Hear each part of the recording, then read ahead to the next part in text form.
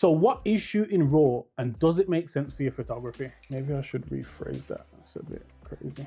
So in general, on a professional camera, there's only two main formats when you're taking pictures, RAW or JPEG. JPEG is probably already the format you're used to, but what JPEG does is it processes your image in the camera.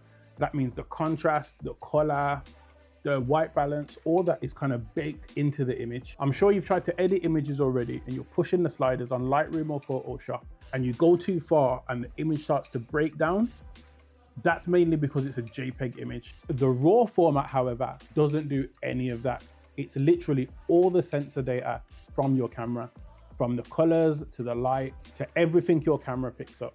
It even saves your camera settings in the metadata. However, because the data is uncompressed, the file sizes are way bigger, which means you will have to buy another hard drive sooner than you think. By having all the raw camera data, if one of your images is too bright, so the highlights are blown out, or too dark, so the shadows are a bit too much, you can bring most of that data back in post. Whereas with JPEG, that information is just lost to the processing algorithm. Also, you can change your white balance after the fact. It is always best to get your white balance right in camera, but if for any reason you're at an event and the light changes and it looks off, you can bring that back and change it so the whites are whites and the blacks are blacks. So some of the cons of using the RAW format is, number one, the file sizes are like 5 to 10 times the size of JPEG images, which isn't great if you're trying to just quickly throw a photo up on social media. The RAW file looks a bit flat when you're viewing it, so the contrast isn't great. Everything looks a bit flat and dull. So if you're kind of trying to show it to clients, they may think, something seems off, but that's because all the image information is there.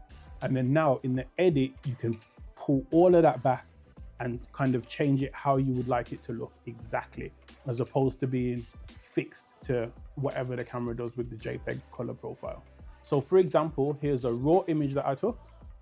Here's the JPEG version out of camera, and here's the final edit that I edited from the raw file. Also, not all devices can read raw files, so you're gonna need a computer with editing software to view and edit them.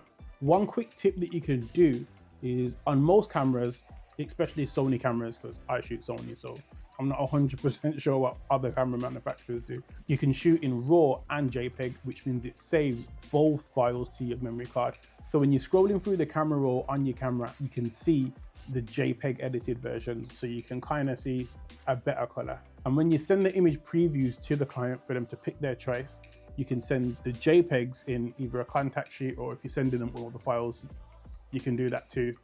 But at least it kind of has a better look to it straight out the camera. So you can just send those JPEGs, get them to pick that, and then the corresponding, it normally has the same name, but one's RAW, one's JPEG, and then you can pick the RAW one to edit. And the pros of JPEG are it's much smaller file sizes, which means you don't have to buy a new hard drive just yet. And it's a lot easier and quicker to deal with. All devices will read it. You can just take the memory card out of your camera and upload a photo straight to Instagram or wherever your choice of platform is. But if you're trying to become more of a professional photographer, I would say start shooting with RAW now, so you can at least experiment with it when you're editing and get better at editing the images. Because when you're starting out and you're not that great at editing images, the JPEG will kind of save you in that respect, as it kind of looks good out of the camera, but you're not kind of getting exactly what you want. So to wrap it up, JPEG is easier, smaller file sizes, and quicker just to deal with. And RAW is a much larger file size, but it has all the sensor data from the camera, enabling you to edit to your heart's desire and get exactly what you want. So do you shoot RAW or JPEG? Comment below.